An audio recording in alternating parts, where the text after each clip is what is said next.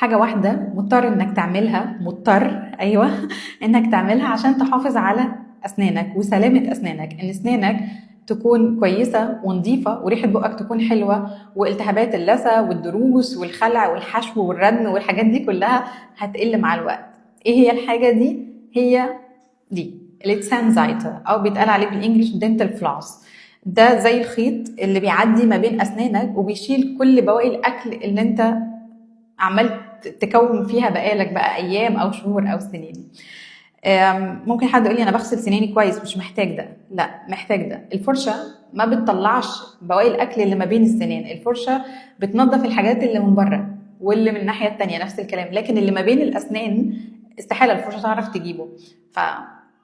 لو اول مره تستعمل دي، ليها انواع واشكال وثيكنس سمك مختلف على حسب كل واحد واسنانه.